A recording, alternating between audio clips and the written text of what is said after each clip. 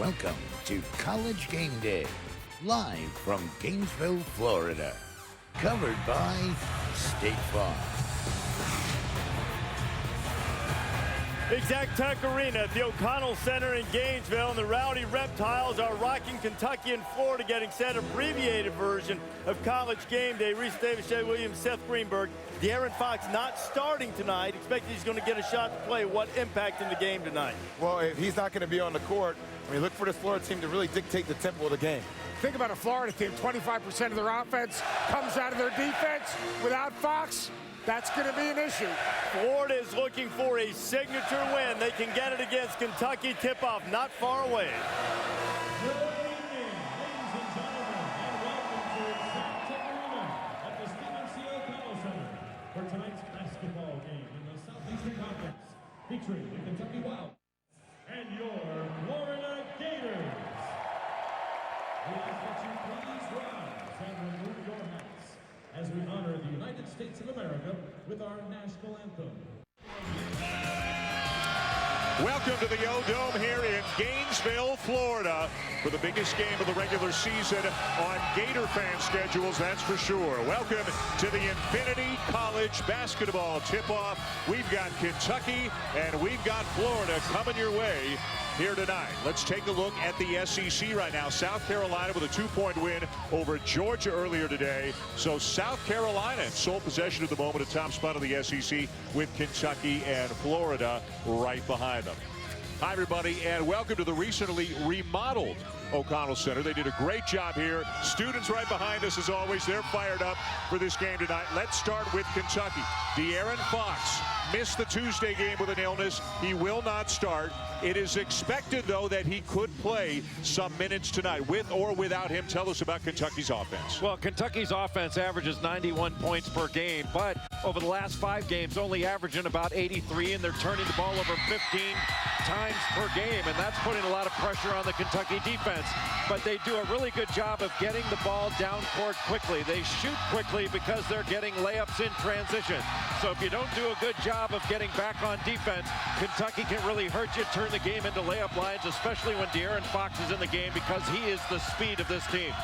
Now, the Gators are having a nice season, but they're kind of flying under the radar because they don't have that so-called signature win. Haven't beaten a ranked team yet this year. Tell us about this Florida team. Well, as you know, to get people to notice you and really notice, you've got to win games like this against Kentucky, especially when you're at home in this kind of fabulous atmosphere.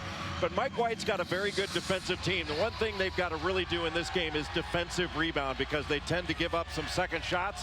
And this is a team that has not played its best at home. They've played their best on the road. So establishing their home court and finding Malik Monk in transition, make Malik Monk take tough twos. What a day it has already been in college basketball, with so many close games, memorable games, upsets already today. We've got what should be a great one coming your way tonight here from Gainesville, Kentucky, and Florida. You've been watching the Infinity Tip-Off. Now let's take a look as coaches compete for a charity of their choice in the Infinity Coaches Charity Challenge.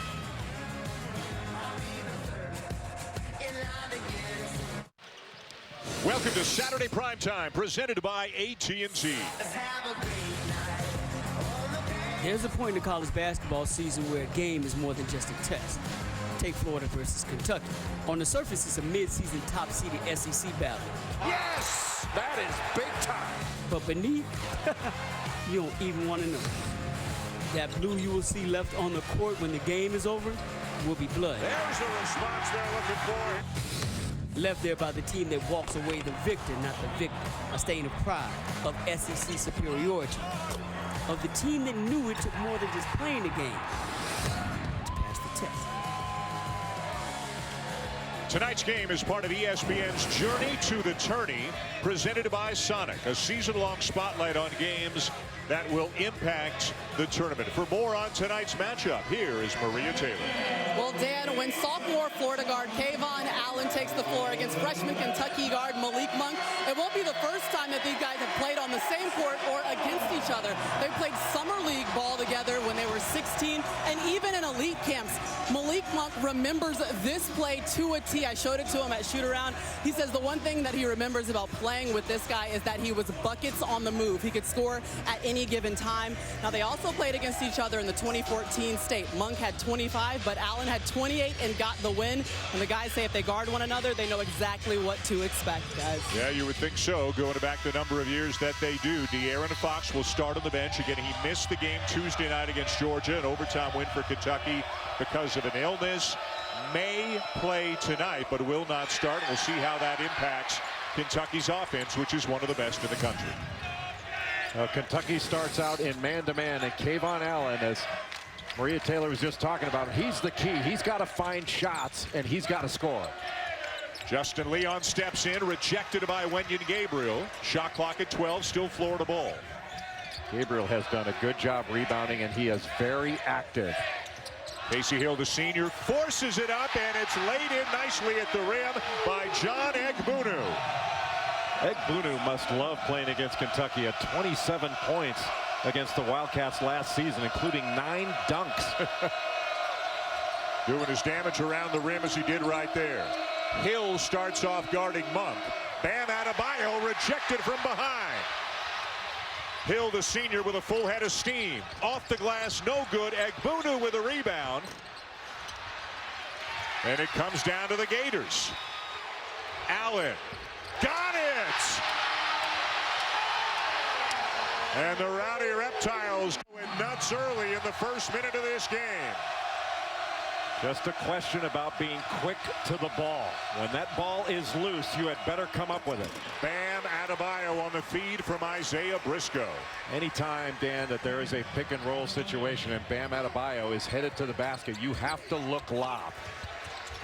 Hill can't finish. Gabriel the rebound. Kentucky looking to push.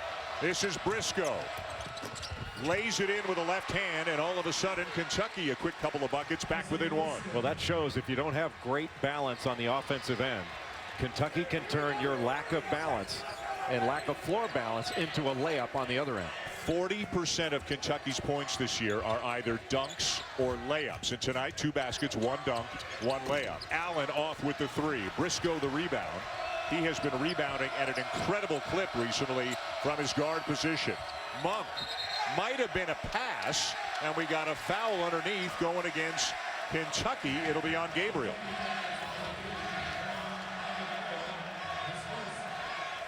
John Calipari, an amazing run. Every year, of course, a brand new set of tremendous freshmen. So there's always a learning curve. Loves the upside. Loves the kids that he's coaching right now. Feels they're still learning, though, at this point, and it's really past the midway point pretty much of the conference season. Well, anytime you have all new players, and especially all new freshmen, it's a teaching challenge every year. You're having to teach things every single season instead of having older players. Here comes the double. Great pass out of it. Leon from the corner. And another rebound for Briscoe. Anytime you double team in the post, somebody is going to be open. That was a good pass out. Too deep. Adebayo with the left hand. Down with the rebound, Leon. Egbunu did a nice job of challenging Adebayo, but if you let him get it that deep, it's usually going to be a score, a foul, or both. Another 3, and this time it will go for Casey Hill. Just his 6th 3 in 28 attempts on the season. But taken in great rhythm because of the excellent penetration by Kayvon Allen. When he is that assertive, he can open things up for his teammates. The answer at the other end by Gabriel on the feed from Briscoe. Briscoe had a triple-double earlier this season. He's stuffing the stat sheet already tonight. Casey Hill was a McDonald's All-American as De'Aaron Fox comes into the ballgame for the first time. But watch this great penetration by Kayvon Allen. He draws Dominique Hawkins, and that leaves Casey Hill wide open. Now, you almost never want to help off a strong side corner shooter, especially a corner three-point shooter. But Hill's not a great shooter. And so you can help off a little bit, but you can't leave anybody that wide open. Hill pulls up at the free throw line, and it is out of bounds to Florida. So De'Aaron Fox, as mentioned, if you weren't with us off the top of the show, missed the Tuesday game against Georgia with an illness. Didn't practice Wednesday, Thursday, Friday. Went through the shoot-around earlier today. Did not start, but is into the game 3.5 minutes in. The SEC leader in assists, and without question, one of the best freshmen in the country this year. And you wonder what kind of stamina that De'Aaron Fox is going to have. He hasn't practiced since he took ill on Tuesday. So he wasn't able to practice Wednesday, Thursday, Friday coming into this game. Got to the rim, but had it rejected. Kavarius Hayes with the swat for the Gators. And now a travel is the call on Kayvon Allen. De'Aaron Fox came into this game, and then he decided to make a move without moving the defense. So he tried to make a drive against a set defense. If he moves the ball and they go from side to side, then he catches it and attacks. You know, that's something that Del Harris, the great former NBA coach, called John Calipari and talked about. And I think when he picked up the phone, he said, "Hey, dribble drive king." That's what he called him, dribble drive king. Florida, they're playing fast in the early going. Hill will draw the foul. This is more of a Kentucky pace than a Florida pace. And Mike White, the coach of the Gators, told us this morning at the end of shoot-around, you know, it's a game against Kentucky. It's Saturday prime. It's game day. And he's worried about his guys maybe trying to do too much too fast early on in this game. He's got a veteran group. He'd like them to play with kind of veteran poise. Yeah, and they're just not a veteran group that has won big-time games together. In fact, Casey Hill's really the only player on this team that has experienced some big-time success 3 years ago when Billy Donovan took the Gators to the Final Four. And he was a bench player on that team that didn't play a whole lot. So everybody else is kind of learning how to win these big-time games. And I think this team has really improved. They're legit, but you got to win a game like this to get that big-time confidence. Briscoe takes the bump, can't finish. So far, Florida doing a good job keeping Kentucky off the offensive glass. A big point of emphasis for Mike White. Jumper won't go for Devin Robinson. He can hit that shot, but that was not a good one. Fox the distance. He wants goaltending, but it's a block. He's caught behind the play, and Hill goes coast to coast. I'll tell you, it would be a pretty good race dribbling between De'Aaron Fox and Casey Hill. That is elite speed and quickness on the part of the senior. Casey Hill can motor. Out of Umatilla, Florida, former McDonald's All-American. Briscoe wants a screen from Adebayo. Got a switch. Lob and a foul underneath going against Hill. What a start to this game. 4-point lead for the Gators. When we come back, a big moment for Mike White, the head coach of the Gators. I'm more nervous now than I'm going to be at the tip. Oh, this is easy. Anytime. ESPN's exclusive presentation of college basketball is presented by AT&T. This is the SEC on ESPN. Second year for Mike White as head coach of the Gators. Not yet 40 years of age. He played at Ole Miss, a 4-year letter winner at Ole Miss back in the late 90s, and left school 6th in Ole Miss history in assists. Was an assistant there, then a head man at Louisiana Tech for 4 years. 3 trips to the NIT, and now in his second year as head coach of the Florida Gators. And what did all that get him? 94 feet with Jay Billis. 94 feet with Florida's Mike White. You are the son of NCAA administrators, ADs, coaches, all that. How many different cities did you live in growing up? 14 states. I don't know cities. Probably a couple more than that. What would you say your favorite was? Oh, that's a tough one. I would say Gainesville, Florida. And then you lived in Maine? I did. Orono, Maine, University of Maine. Now, what did you do? What did you do in Maine for fun? Cross country skied. Killed it. There's not a lot of that in Gainesville? No, none. Hadn't found it yet. And was basketball always your favorite sport? Absolutely. Yep. Okay, you were a guard at Ole Miss, and you played at Rupp in 1998. How many points did you score? Oh, I know I had double figures. It was one of the few games of my career that I had double figures. I know that, and we won. All right, who was the SEC Player of the Week that week? This guy right here. Okay, he remembers that. He remembers that. 94 feet with Mike White. That's right, this guy right here. He had 16 points, 6 assists in that game. Wow. And that was the last loss that Kentucky suffered in 1998 before Tubby Smith took the Wildcats to the national championship. How about that? You mentioned he comes from a family of administrators. His dad, Kevin, is the athletic director at Duke, and his younger brother, Danny, is the athletic director at Central Florida. And here he is as the head coach at the University of Florida. Kenyon Berry is into the game now for the Gators for the first time, number 24. That's him with the ball. Good score off the bench. Grad transfer from the College of Charleston. It's a double-figure score despite not being a starter for the Gators. Chris Chiozza with the ball, coming off a triple-double in his last game. Has to force up a prayer, and an ugly possession right there for the Gators. Now let's go back again to the late 90s. This is the game you were talking about, Ole Miss at Kentucky, and here's Mike White knocking down the three on his way to that 16 points. There's one of the dimes right there, one of his 6 assists. Ole Miss beats Kentucky at Rupp by 9. All right, look at those. You got Wayne Turner, Hashimu Evans, Scott Padgett. That was a heck of a Kentucky team. Monk off with the jumper. Egbunu down with a rebound. Well, Florida has absolutely owned the glass in this one, and Chris Chiozza coming off a triple-double against Missouri. Off the bench. Allen, no. Rebound, Derek Willis.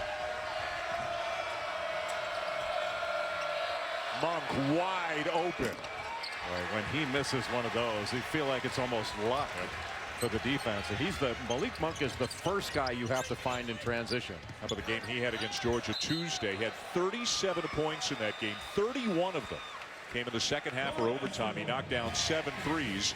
And for 99.9% of humans, that would be the best game of their life. But he had 47 earlier this year against North Carolina. And the game against Georgia, Dan, it was not like he took shots like he just had right there when he was wide open.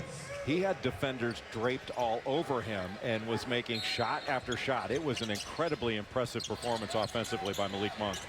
Lob inside. And well read by Willis to tip it away, force the turnover. Willis runs the floor and gets the layup at the other end. And that's where, Dan, your offense has to help your defense.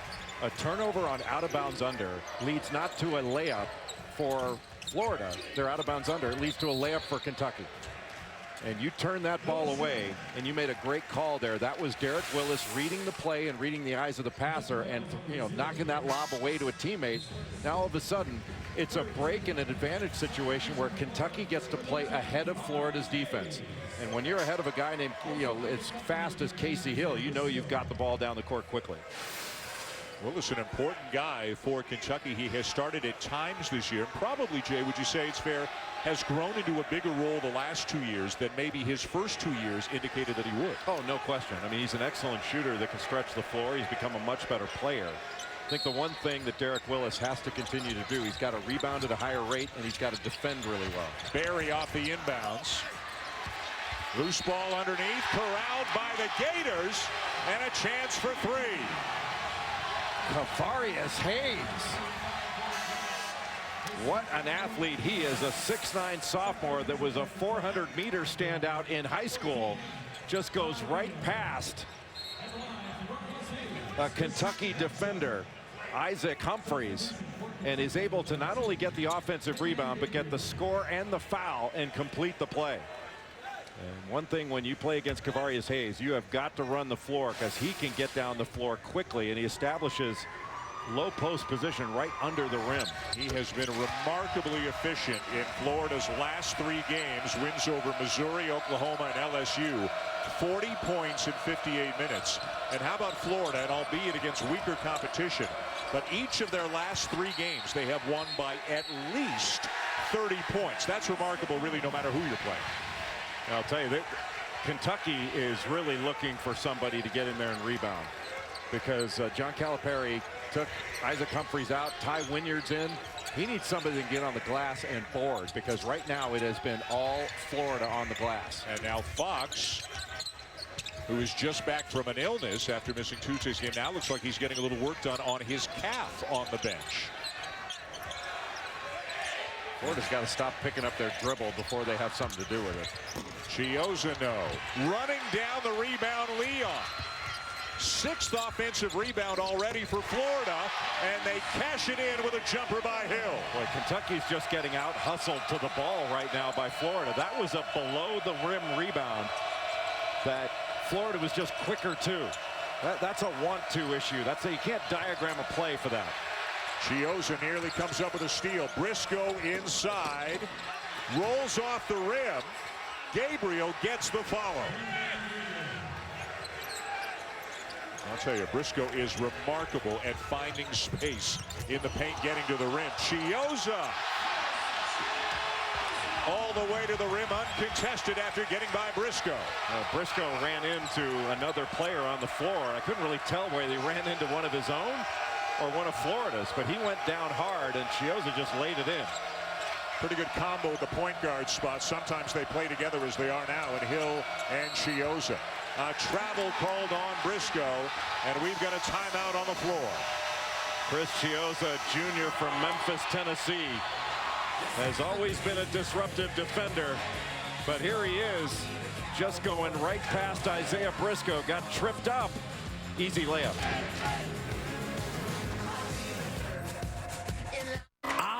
Yeah, doubleheader night.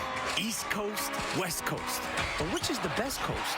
In the East, one of sports' greatest rivalries. But then there's the edge of your seat, West Coast. You know what? Don't worry. You don't have to choose. We're going coast to coast, baby. 'Cause we gon' blow your mind. How about this doubleheader? How much fun is this going to be? A Sonic blockbuster Thursday night, North Carolina and Duke, and then the late game, Oregon and UCLA. You and I will be at Cameron for the Tar Heels and the Blue Devils. How about the statement that Oregon made as they trampled Arizona earlier today? Well, with the winning streak that Oregon's got at home, it is not a shocker that they beat Arizona. The shocker was the margin, and the shocker was just, not that Oregon shot it well. They shot it great. Yeah. I mean, the first half, they were making every three. Tyler Dorsey was magnificent. What a great performance by Oregon. That was big time. Dorsey went 6 for 6 from 3. I think the Ducks finished 16 out of 25. The final margin was 27. That flattered Arizona. It was as many as 37 earlier in the game as Kentucky goes into a zone coming out of the timeout. Yeah, 2-3 zone because they cannot keep this Florida team out of the lane, and they cannot keep them off the glass. Florida has dominated the glass. It is 17-6. Kentucky has got, or excuse me, Florida has got as many offensive rebounds as Kentucky has got total rebounds. Let's go to Maria for more. And Coach White right now in the huddle for Florida was really concerned with staying in it in transition defense. He says the way they're going to work to get back into this game is go to their speed. So we have to match up early, communicate early, and be ready for them to run on offense. And speaking of speed, Fox back into the game for Kentucky. You know, Maria, that's a great point, but really it's been the offense of Florida that has led to the transition opportunities for Kentucky.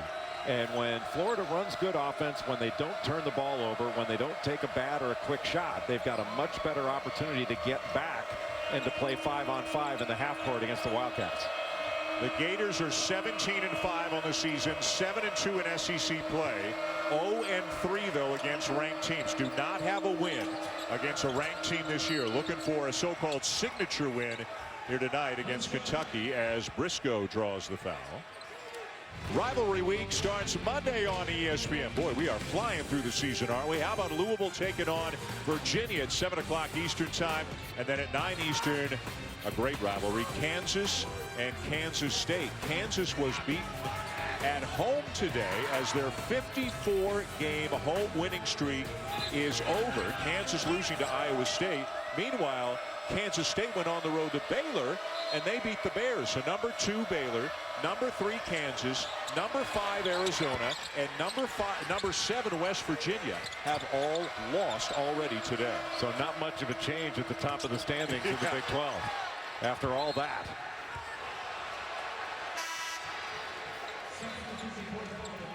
What an interesting lineup on the floor right now for Kentucky. Michael Mulder, who's an excellent shooter, but has been ill of late and has not been playing and not been practicing. I mean, John Calipari just looking for any kind of combination that will get him better offense and improve defense and rebounding. Mulder's missed the last 4 games because of illness. Adebayo, no, still loose, and it belongs to the Gators. Florida's shot blocking and shot challenging near the rim has been absolutely excellent. That's their 5th block shot of this young game. Good hands by Adebayo, and Hill just telegraphed that pass. Fox into the chest of Hill, who just picked up his 2nd foul. Yeah, that's compounding an error, and you're right. That was not a very good pass by Casey Hill. You're not going to go against a bigger defender throwing that pass from your chest, a lob pass from your chest, and then compounding the error by fouling in transition. Just angle De'Aaron Fox to the baseline. You've got the angle, just don't let him get to the basket. Angle him to the baseline. So Hill picks up his 2nd. He goes to the bench. Chiozza back in for him. And Chiozza is an excellent ball handler. He's a good player, but he does not have the same kind of speed that Casey Hill has. Entrusted with guarding Briscoe, who finds Mulder in the corner.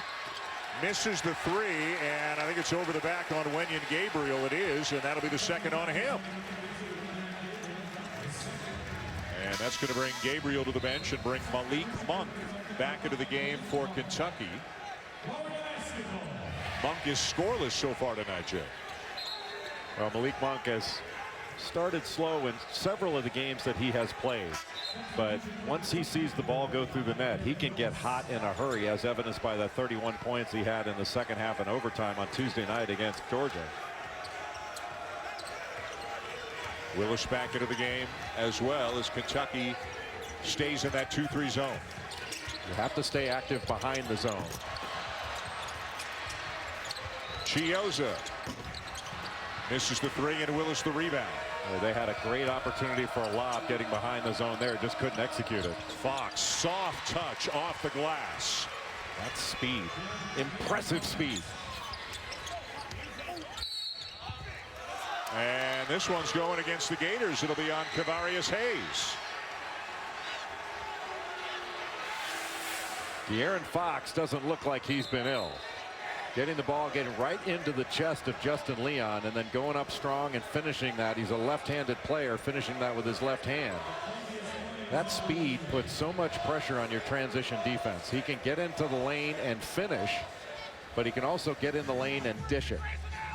And the officials have gone to the monitor, and first guess is whatever the call was on Hayes underneath, maybe to see if there was something untoward that might lend itself to being called a flagrant one. Just guessing. When we get the official word, we'll let you know. Well, that would be surprising. I mean, one of the things that he does a really good job of is getting his defender on top of him, and he can get an angle. So he just tried to exploit that angle and wound up pushing off. So he got inside, and then I don't think there was much there. First of all, Adebayo had his arm around him, but I think that was a basketball play.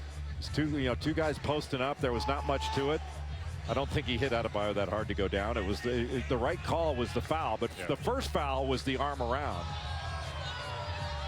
Well, that's a tough one. I think that was a good call, but I don't think it should be any more than that.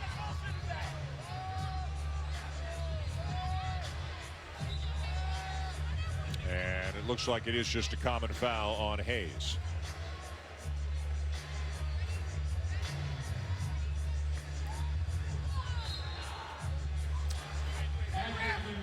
So an offensive foul on Hayes, no flagrant one or anything like that. These two schools will meet again 3 weeks from today, February the 25th. They will meet in Lexington. Florida's also got a game coming up against South Carolina that week, February the 21st. So still a number of games between the top teams of the SEC. I'll tell you, South Carolina is more than sneaky good. They're really good. Yeah. They're good defensively. Sindarius Thornwell, an excellent basketball player. Dwayne Notice, they've got a PJ Dozier. They've got a really, really good team.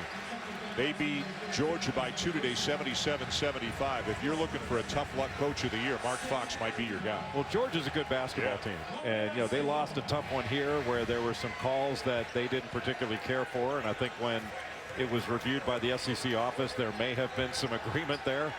They certainly had a difficult time with the ending at Texas A&M, although that was handled perfectly by the officials. It's just a rule that was not very good for Georgia in that game. If they win both those games, they would have gone to Kentucky to play for first place on Tuesday. Yeah, they're a team that is better than their record, but they've lost a lot of close, heartbreaking games. And as you look at the SEC, Kentucky's going to get in. South Carolina's going to get in. Florida, in all likelihood, will get in. After that, does anybody else get in from the SEC right now? Well, Tennessee's got a shot to get in. I think Tennessee has had a solid year, but they have to get a signature win as well. And I'll tell you what, Kayvon Allen's got to get open. Like they can't. One of the things about the game so far, Florida's done a great job defensively, but they haven't scored enough points. They haven't put enough distance between themselves and Kentucky based upon how well they played defensively. And a desperation three with the shot clock running down won't go. See, that's just not good offense. They didn't get a good look there, and it results in a layup on the other end. Briscoe can't finish, but Florida was slow getting back on D that time. Yeah, when you take questionable shots, you are putting your transition defense in a really bad spot. Corner three, Devin Robinson. shooting 37% from beyond the arc on the season. Devin Robinson had 24 points against LSU. He had 5 of 8 from 3. And one area where he's really improved is on the defensive end. He was not a great defender his first couple years. He's become a solid one now. Briscoe in the post. Blocked by Egbunu. Chiozza tips it to himself. 4-on-1. And a great defensive play by Fox to tie up Leon. And the arrow will give it to Kentucky when we come back. So a missed opportunity there for the Gators. They still, though, have the lead. They've gotten inside early. They've knocked down some threes. They've got an 8-point advantage on the Wildcats here at the O-Dome.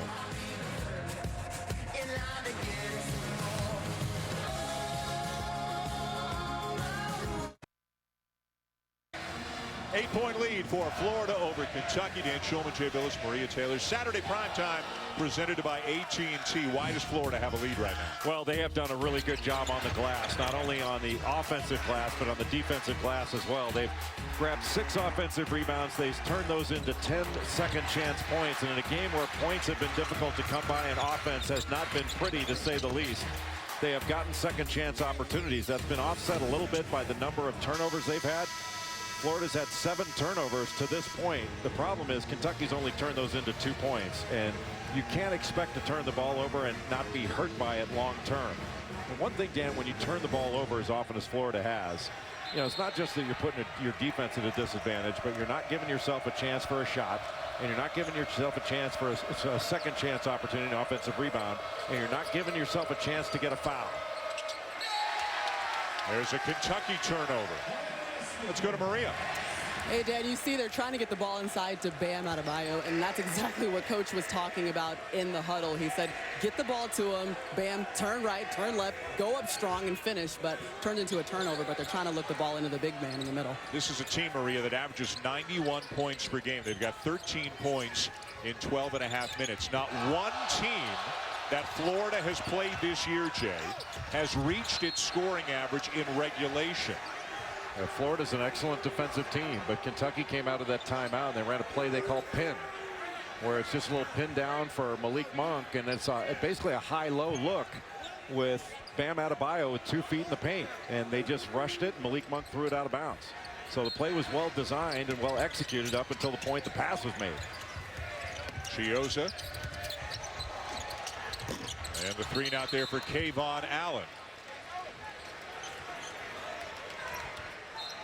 Start your Super Bowl Sunday with our NBA Sunday Showcase game. The Clippers taking on the Celtics, 2 o'clock Eastern Time on ABC. Coverage tips with NBA Countdown at 1:30.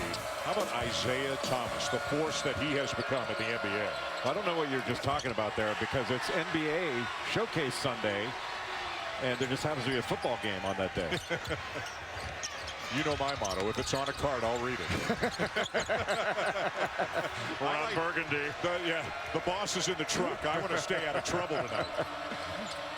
Fox coast to coast. Who's it out of bounds off of? It will stay with the Cats.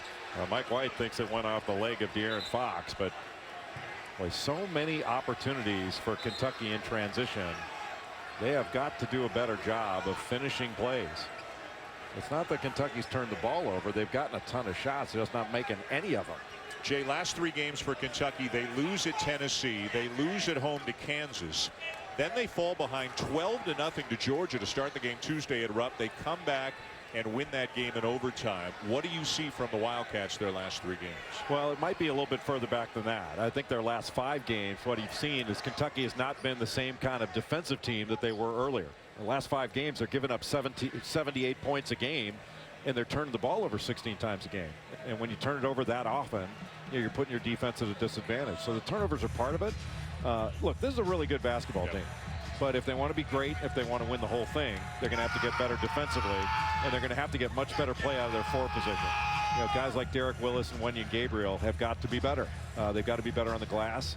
You know, Bam Adebayo, I think, is a really good player, and he's got a chance to be a great player. But at his size, with his strength, he should be averaging more than 6 rebounds a game. This has got to be a better rebounding team. And right now they're getting beat up on the glass on both ends of the floor. My team that's not been a great rebounding team this year in the Gators. The delay right now is a clock issue. Apparently the game clock was not running for a while. So they're going to have to look at the replay and decide how much time should come off the clock. It froze there at 7:06. As the game continued. Florida went all the way down the court, so they're going to have to take a lot of time off. I'll tell you, Dan, what you're seeing here, in addition to looking at the clock, you've seen some pretty significant mistakes. I mean, Bam Adebayo trying to dunk the ball when he should have just put a little jump hook in. And then Kayvon Allen of Florida has got to get going.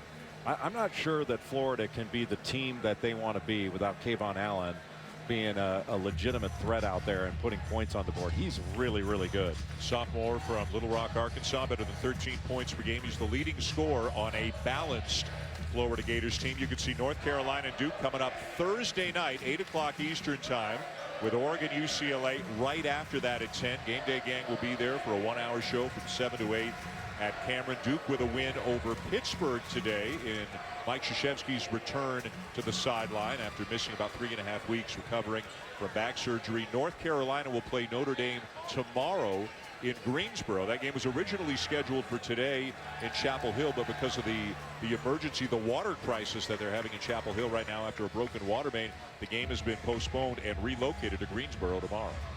Really an odd situation in Chapel Hill, and you hope everything gets straightened out there just for the sake of the residents of Chapel Hill. But when I first heard about a water main break, I thought a water main broke in the Smith Center and they couldn't play because of the arena, but it turns out the entire city. Yeah, much larger problem, and we hope it's a short-term thing, that everything will be hopefully back to normal before long. Here's a look at some of the craziness that went on today. Kansas had won 54 in a row at home. That's 51 at the Fog, 3 at the Sprint Center. That streak is over. Iowa State goes in there. Deontay Burton had a big game. They win in overtime. Kansas State goes to Baylor, knocks off the #2 team in the country. West Virginia loses at home to Oklahoma State. And we talked about Oregon, again, demolishing Arizona. That score flatters the Wildcats. Oregon making a huge statement, and they right now control their own destiny to win the Pac-12. Really a remarkable performance by Oregon. You know that Oregon's a contending team, but for them to beat down an excellent Arizona team that has been playing very, very well, that was really impressive. Monk, tough jumper, short. Excellent challenge by Florida. That was a good move for Malik Monk to get open, but a beyond challenge shot. That was a difficult shot. Monk still looking for his first points. He's the SEC's leading scorer. Fox with Egbunu on him, drives right at the big man and draws the foul. Boy, smart play by De'Aaron Fox. He knows that John Egbunu cannot guard him out front, and he went right into his chest just to draw that foul. And Egbunu saying, hey, I'm backing up. What do you want me to do? It's actually Barry who has been charged with the foul, which would be his second. And Fox to the line, the freshman out of Houston, averaging about 16 points and 6 assists per game. You just get the feeling, Dan, watching this game, that as well as Florida has played on the defensive end, and they have played extraordinarily well defensively, holding Kentucky to just 14 points with 6:19 to go in the first half, that Florida's not put enough points on the board given how well they've played. And for Kentucky to only be down 6 after the nightmare they've had on the offensive end, that's a pretty darn good result for the Wildcats. Kentucky shooting 23%. Florida's only shooting 31%. Yeah, and that's a problem for the Gators. They got to do a better job on offense. They continue to turn the ball over and shoot themselves in the foot. But Mike White wants them to continue to play defense. He knows their offense is up and down. It's inconsistent. What he wants is consistent productivity on the defensive end and consistent want to at that end. Good pass.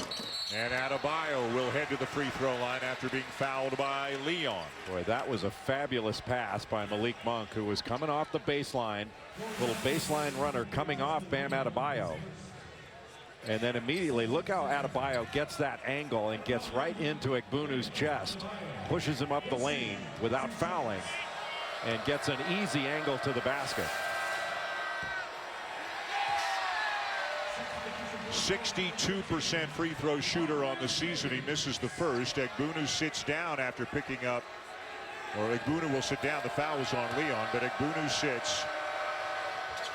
I mean, the score of the game looks like Kentucky and Florida have been playing pickup, and they're scoring by ones.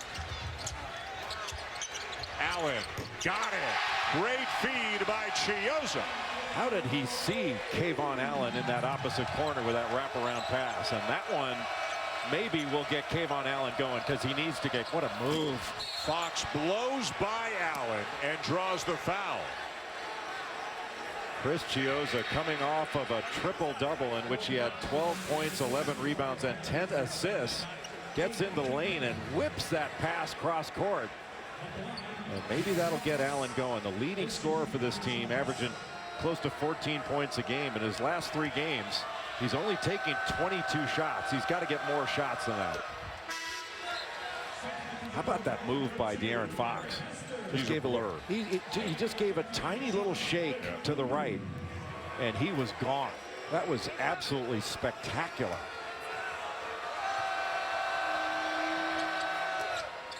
We have got to get, college basketball has to get a skills competition like the Pro Bowl had. That'd be great. Because I want to see guys like Casey Hill and De'Aaron Fox go against each other in a dribble sprint. That would be awesome. And then a dodgeball game wouldn't be bad either. That goes without saying. Into the game for Florida for the first time, Eric Hester, a freshman out of Clearwater, who's taken on a larger role in recent games. Second 3 of the night for Devin Robinson. All right, that's the kind of offense that Florida needs to see. Get into the lane against this zone, kick it out to open shooters. A carry is called on De'Aaron Fox.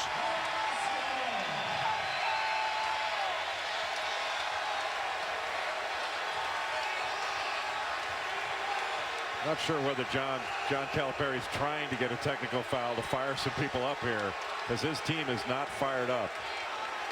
This is a big 5 minutes right now as we get to the end of the first half. Can Florida move it out? And can Kentucky get back in this? Hester guarded by Willis. Hester played extensively 3 games ago when Canyon Berry was out with an ankle injury, and had 16 points of that game, having come into it with just 24 points on the season. Here he is. Got it! Right on cue. Timeout, Kentucky.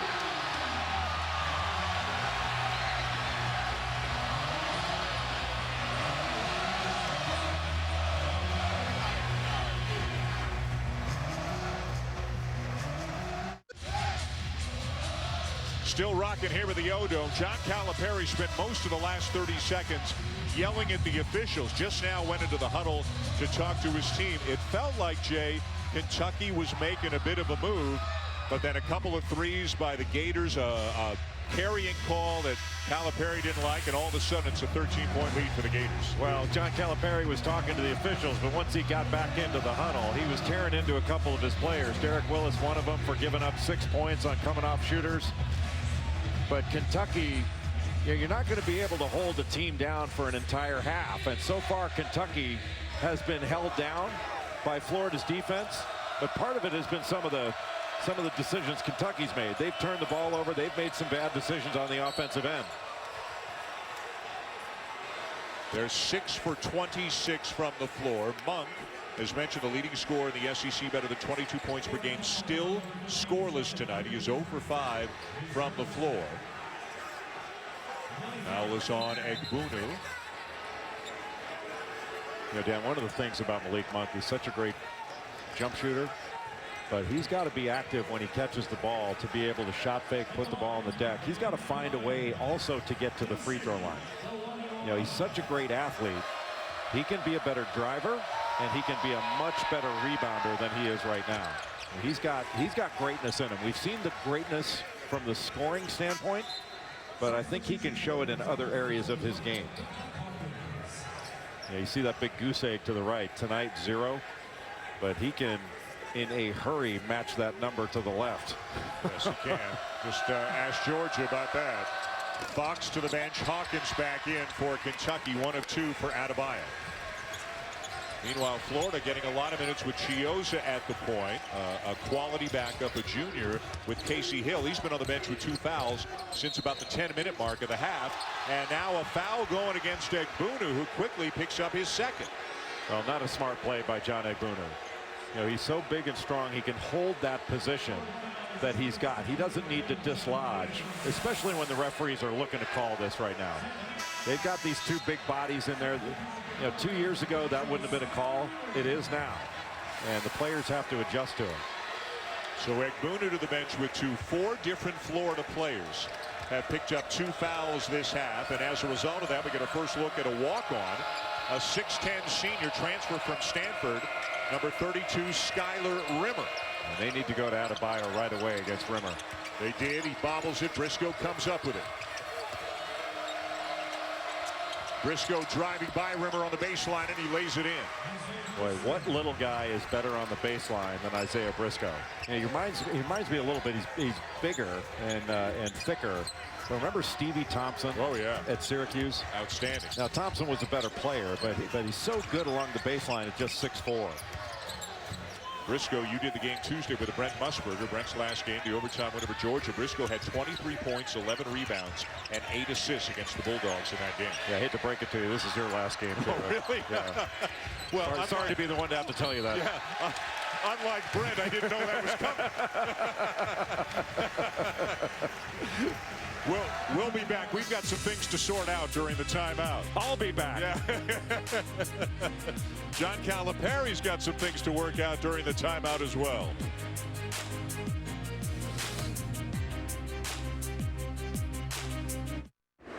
Chris Cotter back in Bristol. 5 top 10 teams have already been upset on this day. Villanova does not appear to be they're going to be the 6th. Dante DiVincenzo on the break. At the end, one for the Wildcats all over St. John's right now, 46-28 at the half. Coming up next on ESPN2, the number 1 team in the country, unbeaten Gonzaga, and Sheva Karnowski, the Mountain, masquerading as a man. According to Seth Greenberg, that's coming up. Dan, Jay, see you in a bit. All right, Chris, thank you. We'll see Sheva Karnowski in person next week. Game day will be in Moraga, California, Gonzaga and St. Mary's. That means Gales fans will get a load of Seth Greenberg, Jay Williams, Reese Davis, Jay Billis, and everybody on the game day crew. Right now, Jay, Will, and the coach are with Maria. Thanks, Dan. Yeah, the best dressed guys. That's who they keep sending me to. I can understand that. Let's talk about the game right now. Kentucky just broke 20. What's the difference we're seeing in scoring right now for the Wildcats? Florida's dominated this game in the paint and on the glass. I mean, they're the tougher, more physical basketball team. Ooh, you kept it short this time. No, you were ready. I was shocked. Are you okay? No. Let's talk about the headlines then that you're going to be focused on at halftime. What's the biggest one coming out of Saturday right now? You know, when you got a top 10 matchup in Arizona at Oregon, Oregon was so impressive today. Just not with their ability to make shots, but just the way they played. Really getting into a form of a team that can win a national championship. Are you selling Arizona or buying them? No, I'm still buying Arizona. Just checking. All right, you'll hear more from them at halftime. The game day, guys. Dan? All right, guys, thank you. That's the Alfa Romeo halftime report, with 4 top 10 teams already having lost today on a wild day. And here's, of course, another top 10 team, number 8, Kentucky, trailing double figures against the Gators.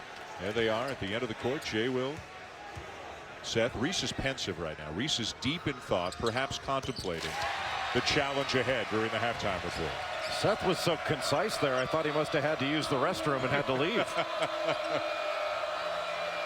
The lead is a dozen for the Gators, who have lost 5 in a row to Kentucky going back 3 years, and now another turnover. Florida is plus 16 on the glass over this Kentucky team. Remarkable. Another good feed by Chiozza. They're on the glass again. Leon has it stripped. Rimmer tips it out. Leon gets it back, and a foul. Right now, Dan, Florida, they have got to find a way to attack the basket a little bit more. 16 of their 30 shots, the Gators, have been three-point shots. So they have not gotten to the free throw line very much at all. And they cannot just rely on three-point shooting. Another thing that Florida's done in this game, they turned the ball over at a high rate, and they're still up 12. Fox just picked up his second. He goes to the bench. Hawkins back in. If you had said to either coach that the rebounds would be 29 to 12 in favor of the Gators. I don't think either one of them would have believed it. They would have taken it, though. They would have said, can I be the 29? Yeah.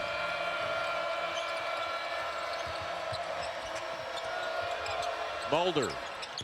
And he knocks down the three. Mulder's had a terrific year shooting the ball, 40% from beyond the arc. Well, that's his 24th. He's just an excellent three-point shooter when he gets his feet set. Well, it's remarkable that he's able to play in this ball game after having been ill and not been able to really practice very hard. Has missed 4 games and practiced for a couple of weeks. Good defense there on Chioza. Hand off Robinson. He'll just turn and fire. Not a great shot there, and it belongs to Kentucky. Well, I really think Kayvon Allen's got to get more involved. Kentucky has made it very difficult for him to get shots. Great hesitation move. Boy, he is shifty. He is sneaky. He's good. He's just flat out good. He is really good. You know, he's just one of those guys that's an outstanding college player, and that is not a knock. But he's not one of those that we're talking about an NBA draft this and NBA draft that. He's just a college baller. Was told last year he should come back to college, work on his shot. The shot is better this year, but his bread and butter is still getting inside. Rimmer. Pass underneath, knocked away. A double dribble to call on Dominique Hawkins. Isaiah Briscoe, you have to play him as a driver and close out short to him, but an excellent hesitation move off the side pick and roll.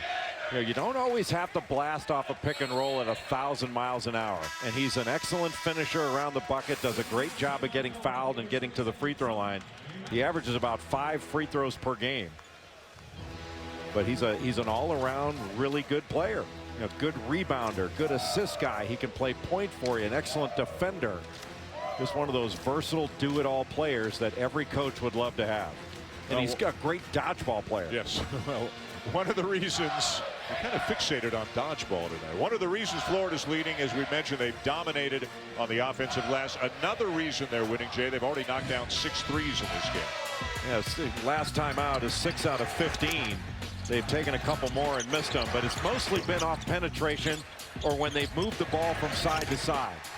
So when their shot selection has been of that variety, basically in rhythm shots. That was a tough one there, knocked down by Eric Hester. That would have been a good one for a shot fake and drive, but he knocked it down right in the face of Derek Willis.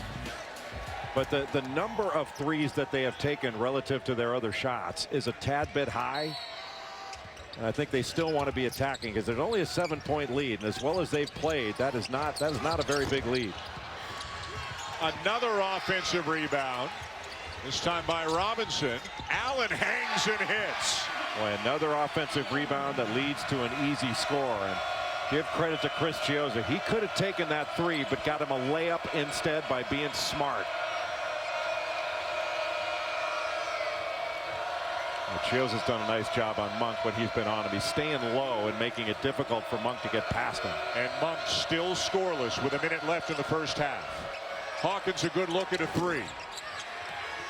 And a good block out there by Leon, allowing Allen to come up with a rebound. The wrong guys are shooting too often for Kentucky.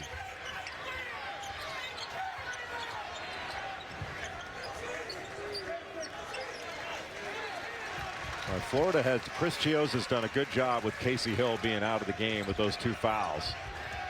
They've stolen a lot of minutes here. Allen, Rimmer off the side of the backboard. Shot clock's at 2. And the force comes up well short to turn it back over to Kentucky. Well, the only positive about that bad possession was that the turnover on the shot clock violation was not a live ball turnover, so they get to play 5-on-5. You know, if you got to choose your turnovers, you'd rather have it be, you know, throwing the ball out of bounds rather than throwing to the other team and letting them play ahead of your defense. And with Kentucky having the ball and having a chance to hold for the last shot, Fox will come back into the game with 2 fouls.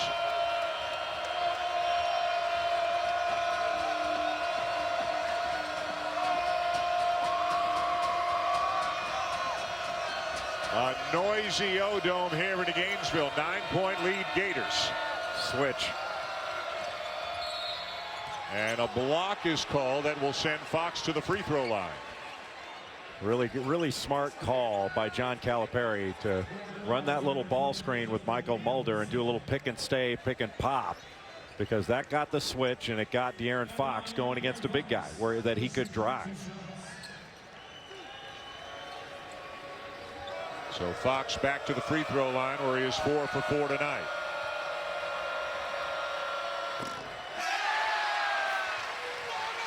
And this is where a free throw block out for Florida is a big play.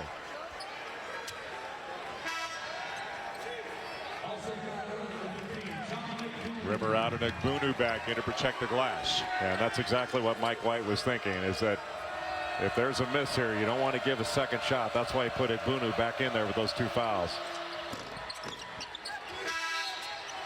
And now Fox will sit right back down with 3.2 seconds to go. See if the Gators can get something going here to close the half. You can get the ball all the way to the rim with 3 seconds.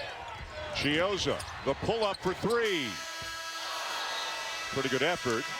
Won't go down for him, and Florida with an 8-point lead at halftime as Kentucky is held to its lowest scoring half of the season, and one of the big reasons why Florida demolished them on the glass. Maria's with Mike White. Coach, you were able to hold Kentucky to scoring just 26 points in the first half. What was working for you defensively? Guys are playing hard. We're swarming to the ball. We're not doing a good enough job in transition D. These guys are incredible in the open floor, and their initial push is unbelievable. They're really hard to block out, of course. Done a good job on Monk. Thank goodness. We've got to find a way to get into a decent offensive rhythm ourselves. 2 teams defending at a high level. What would you like to see more of offensively then? We got to figure that out at halftime. I'm lost right now. I'm lost. We've had a couple looks. It's hard to. We got to get on the offensive glass a little bit. I know that. We've taken pretty good care of the basketball, but there's not a lot of open space for us either against a really good defensive team. All right, thanks for your time, Coach. Thank you. Mike White, head coach of the Gators. They are up 8 on Kentucky at the half. Reese and the guys getting ready for the Alfa Romeo halftime report. It's coming your way right after these messages.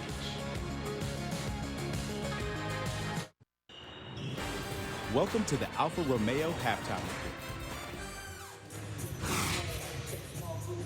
Last 4 first halves for Kentucky. They just can't quite find their rhythm or the proper dance steps. It's gotten progressively worse. This is the worst first half of the year for the Cats, only 26 points. But just down 8, they're getting crushed on the boards.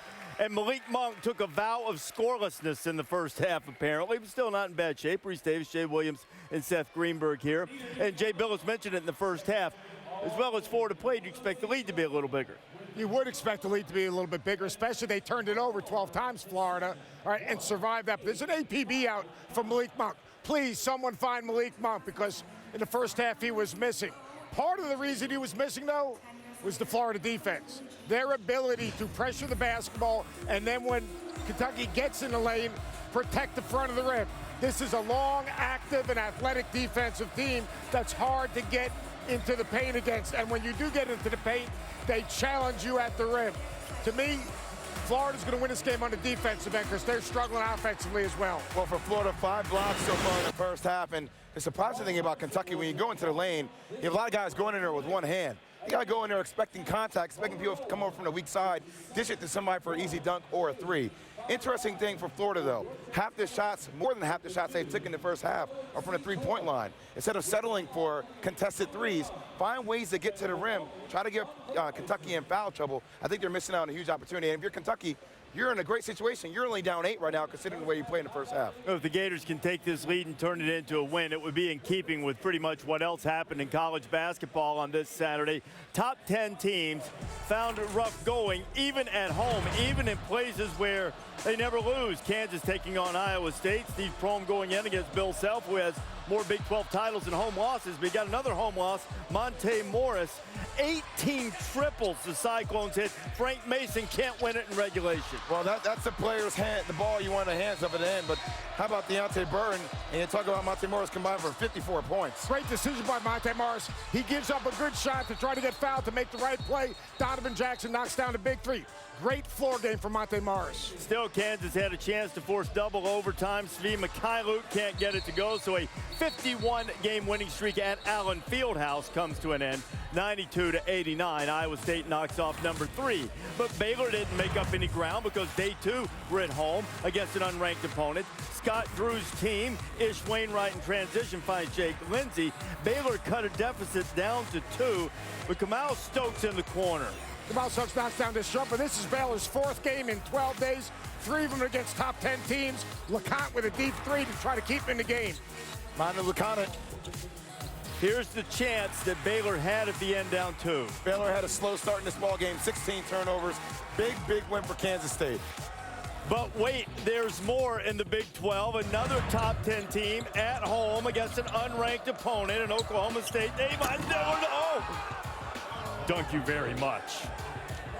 Oklahoma State started the Big 12 0-6. They've won 5 in a row because they changed their defensive principles. Huge win. 7 teams from the Big 12 going to go to the NCAA. Oh, my goodness, Hugs! Huggins went to the seat of his pants. Lindy Waters. I guess this would be a triple Lindy. Oklahoma State 74-69. 3 top 10 teams from the same conference losing on the same day. Only the 4th time that's happened. All of those were close games. This was not. Arizona went in to the tree forest and got drilled. Dylan Brooks knocks the 3. Tyler Dorsey hit all 6 of his threes, Jay. Oregon shot over 60% from the three-point line in this game, and Tyler Dorsey's one of the missing links to this team offensively. They can spread you out, Seth. They have so many options versatility-wise offensively. They're on top of their game. And Oregon's an elite defensive team with great length at the front of the rim. They switched 1 through 4 today and kept Arizona in front. They were impressive. You buying Arizona? I'm still on Arizona's train. You like Oregon? I like Oregon now, too. It was 16 of 25 from 3. The blowout for the Ducks. Have UCLA later this week. As you know, Florida and Kentucky at the half. Casey Hill and company with an 8-point lead. Couple more upsets when you come back. This halftime report is presented by Alfa Romeo.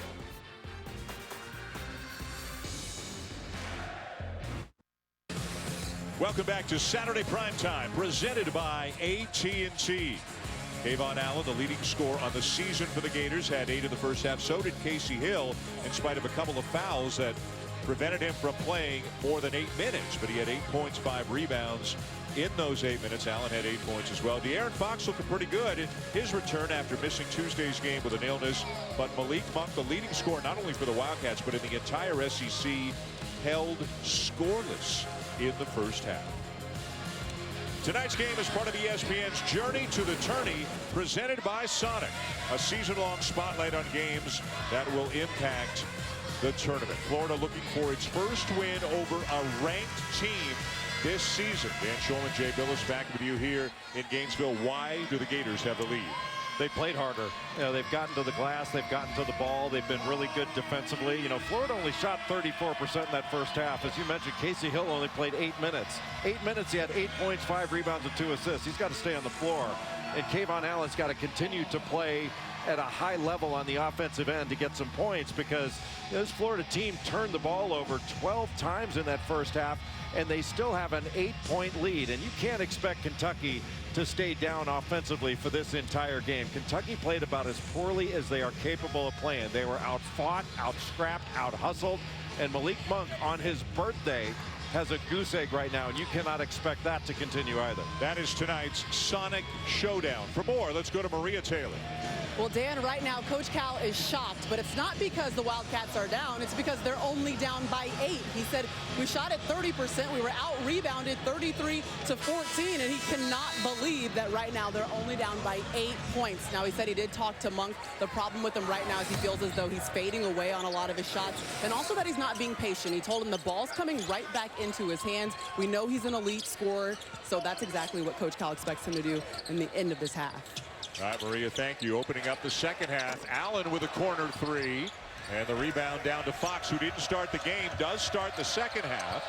Monk around and out. And the birthday boy, 19 today, as you mentioned, still scoreless.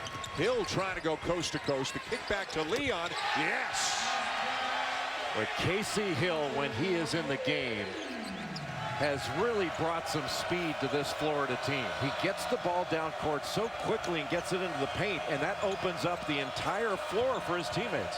He is the only Florida player who has experienced victory against Kentucky. That came 3 years ago as Adebayo slams it home. Boy, and that's Malik Monk. When he puts the ball on the floor and attacks, he is not just a jump shooter. He opened that up for Bam Adebayo, and that's the easiest shot Adebayo's had all game long. And Hill a little shaken up. Squinting may have gotten hit in the eye, so Allen brought the ball up before handing it off to him. Yeah, one thing with Kayvon Allen being guarded by Malik Monk, he has got to go right at him. Make the best scorer for Kentucky guard on the defensive end. Leon dangerous from the perimeter, left the three short. And Derek Willis, who did not start the game tonight for Kentucky, but does start the second half, comes down with a rebound. A good job defensively by Casey Hill to hold Isaiah Briscoe to one side of the floor, force him to the baseline. That was really well done by Hill. You know, Malik Monk, when he puts the ball on the deck, he's a better player than when he's just a jump shooter. Briscoe slowed down by the Florida defense again, and the shot clock down to 7. Fox, long 2 is there. But De'Aaron Fox doesn't look like he's had any ill effects from being ill. Usually when you're out for multiple days and you haven't been, he couldn't even get out of bed on Tuesday. You know, usually it's hard to play extended minutes, especially on the road. Hill up top, Adebayo down with a loose ball. Fox pushing it, finishing it, and drawing the foul. You make one mistake and it is a layup on the other end. That turnover on the drive and then the lob, once it's knocked away, layup. That's how fast Kentucky gets the ball down the court. And this is the Usain Bolt of college basketball when he's dribbling. I don't know that anybody, even Casey Hill, as elite of a speedster as he is, can come as close to De'Aaron Fox with the ball in his hands.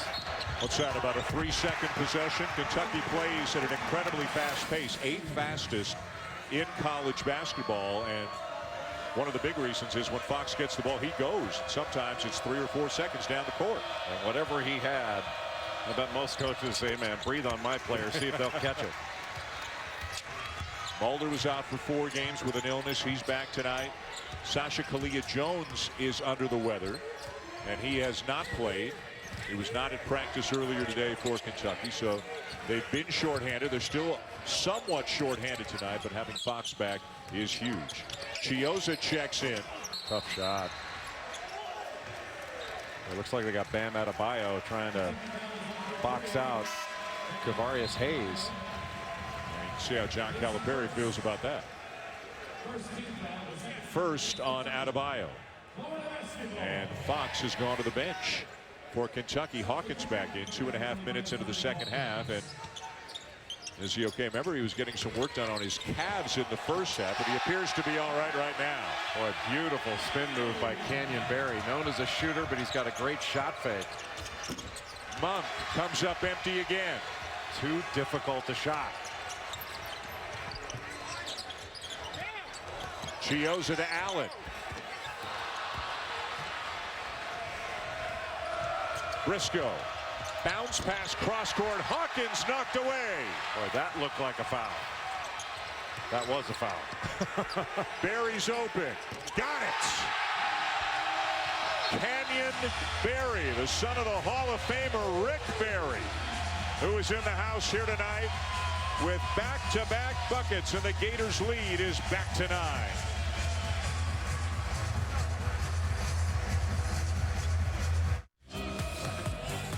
Canyon Barry, a grad transfer from the College of Charleston, averages almost 13 points per game off the bench. Nice spin move for his first bucket of the night. Then he knocks down to 3. As we mentioned, he is the son of Hall of Famer Rick Barry, one of the game's all-time legendary players. And he's into it here with the O-Dome, and he is with Maria Taylor. You're right, Dan, and Rick actually comes to every home game to watch his son play. When you see him get some back-to-back shots the way that he just did, what's your reaction up here in the stands? Well, I love watching all my boys play. I've had the luxury of seeing Canyon more. I'm just glad he finally showed up. He didn't do much in the first half and got a silly foul that cost him playing time. But when he gets involved, he can get on a roll like that. He can get to the basket, shoot free throws, obviously. So hopefully the team will continue to play well, not turn it over. They didn't shoot it well. They had a lot of turnovers, a lot of forced shots, and yet they still have a lead on a really good team. So hopefully they'll continue to play well. Now, the word on the street is that he asked that he wanted to learn how to shoot underhand 3 days before his junior season. What was your reaction when he said that at the free throw line? Yeah, it was like maybe 2 weeks before. And I'm going, son, this is great. I said, I'm happy. But don't you think it would have been a good idea if you wanted to do this to start of the summer? But he's worked at it, and he's got himself now where he's got to figure out what he needs to do to get to 90%. That's his goal, to become a 90% free throw shooter. So hopefully he'll reach that goal. All right, maybe we'll see him at the free throw line. Thanks for your time. Thank you, my pleasure. So for those who don't know, haven't seen, Canyonberry shoots his free throws underhanded, as his dad, Rick, did his entire career. Rick is one of the great free throw shooters in basketball history, 89% in his career. Canyonberry, who's not been to the line tonight, has made 27 in a row at the free throw line this year and is an 88% free throw shooter on the season, as Malik Monk is finally on the board. Well, Chris Chiozza turns it over.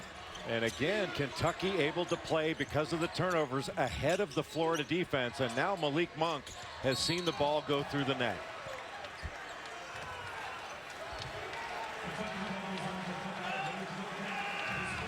So Rick Barry looking on, and again, for younger fans, they may have a hard time believing this, but this is what Rick Barry did his entire career. He's one of the great all-time free throw shooters in basketball history, 89.3% combining his NBA and ABA numbers. And Canyon apparently is a chip off the old block at the free throw line. Well, and young people may not remember that Golden State was a champion before Steph Curry and Klay Thompson back in 1975, when led by Rick Barry and Clifford Ray and Jamal Wilkes.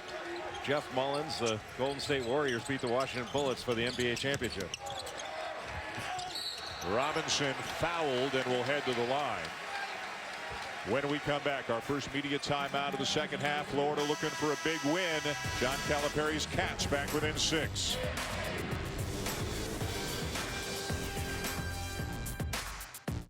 ESPN's exclusive presentation of college basketball is brought to you by Travelocity. Wonder wisely.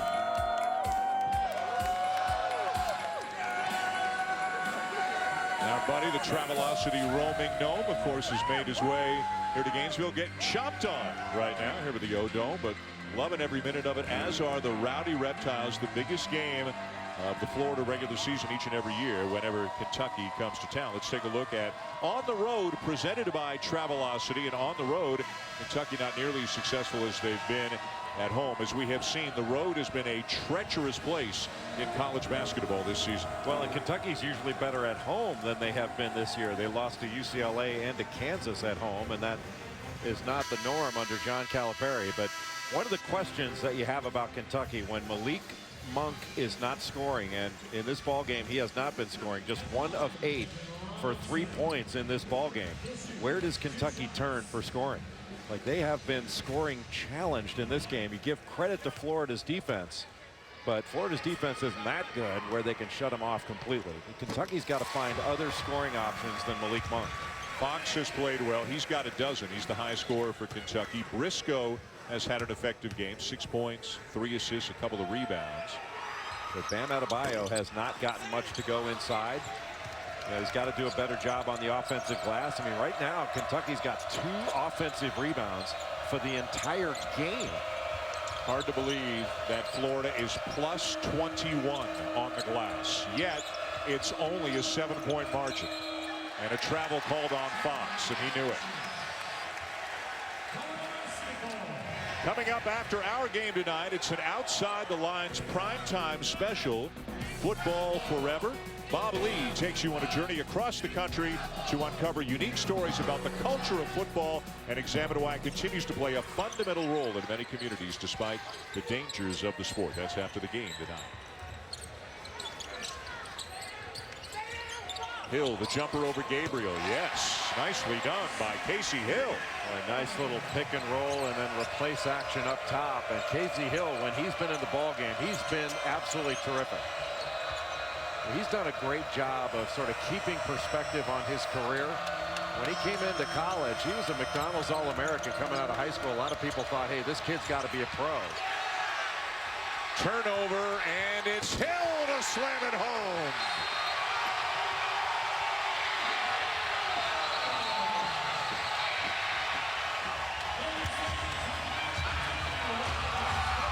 And another timeout here in Gainesville as the Gators have the lead back to 11. Casey Hill has been terrific in the minutes he's played in this game. Getting out for that dunk. We were just talking about how he's kept such great perspective on his career. And he has continued to battle. He is not a great shooter, maybe not a great offensive player, but he's turned himself into a terrific leader for this team. And Mike White was getting all over him after that last dunk to say, get back, get back. Mike didn't know that John Calipari called the timeout. It's so loud in here. Yeah, he wasn't seeing his team get back, but there was a called timeout. Kentucky down to one timeout remaining with 14:44 to go. John Calipari walked off the court at the end of shoot-around today and said to his team, guys, tonight is about how good we are, how tough we are, and how we handle adversity.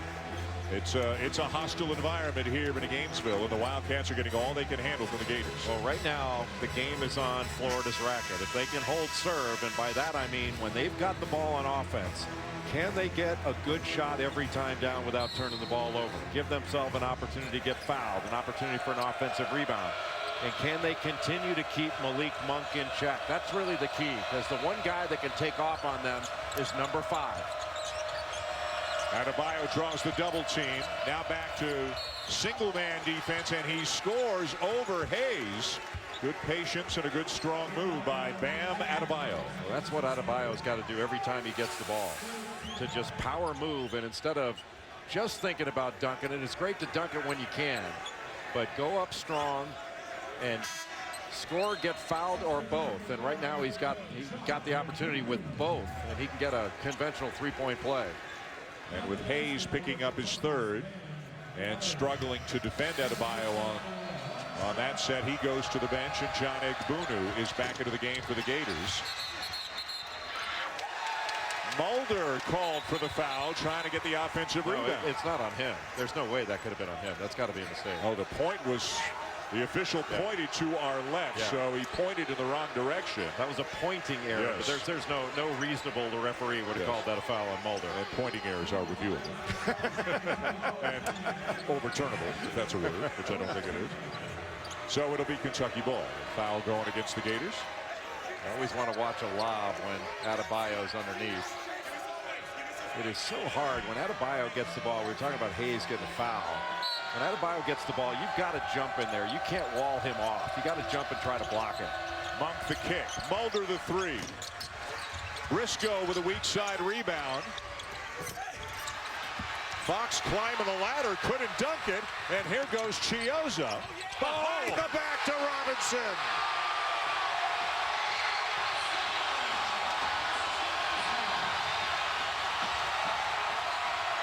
What a slick play by Chiozza. Monk forces it up and in at the other end. De'Aaron Fox looked like he had a tip dunk on one end, and it turns into a dunk on the other because of the heady play by Chris Chiozza, and that pass back was spectacular. Hill's having himself a night. And it has been a hill to climb for Kentucky. Casey Hill, this has been perhaps his best game. Boy, good luck trying to keep Fox out of the paint when he's determined to get there. Yeah, he's got unbelievable speed. You give him one little angle and he can take advantage of it in a hurry. You mentioned he's left-handed. He goes left almost all of the time. Obviously easier said than done, but you don't see that many people really try to force him to go to his right. Well, they're trying to, but it's like Manu Ginobili up in the NBA. Right. You know, he's left-handed, and you try to force him to his right, and he goes left every time. It's because he can get to his left. But great job by Chiozza. Eyes in the back of his head, the little Euro step and the pass back. That's semi behind the back, isn't it? Yep, absolutely. And at the free throw line now, Canyon Berry, and again, like his dad, Rick, shoots underhanded. That's 28 consecutive makes. Rick said his goal, by Canyons, his goal is to get to 90%. He comes into the game at 88%. And he got to the free throw line because of a fabulous shot fake. And when you can shoot the ball as well as he can, a shot fake is a great weapon to have. Basketball is about deception. And a shot fake, ball fake can get you open just as easily as a screen or a cut. The lead back to 11.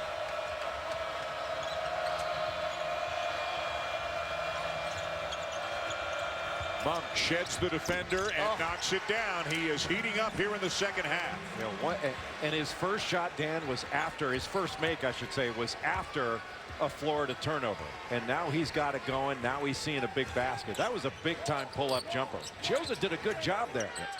Monk started 0 for 7. He's made 3 in a row since. Hill is fouled.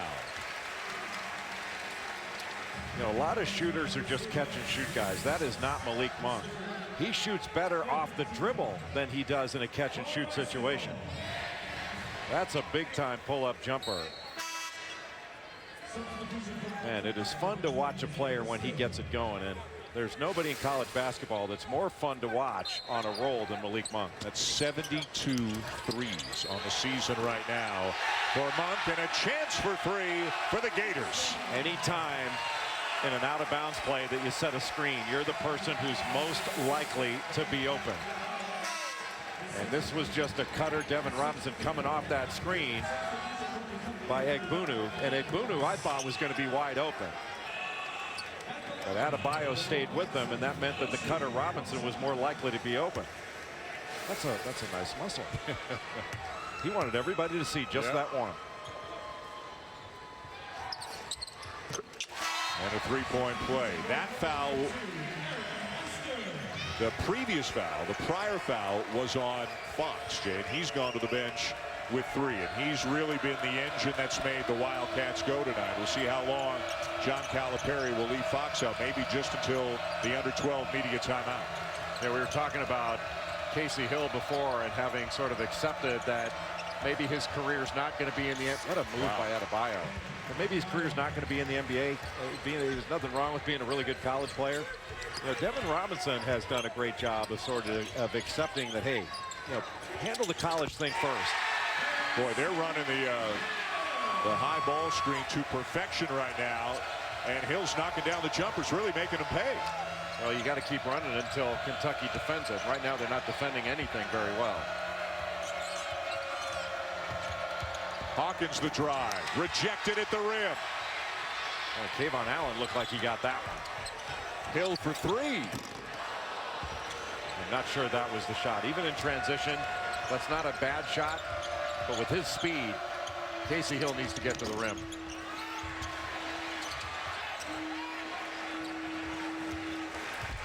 Florida has done a great job of contesting shots around the rim. Blocking shots, making shots difficult around the rim.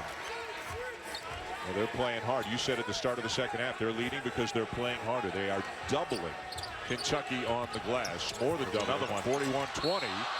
And a foul at the rim on Monk. Egbunu will be at the free throw line when we come back. Florida leading by 11. Senior Casey Hill having a big-time night. 16 points to lead the way for the Gators.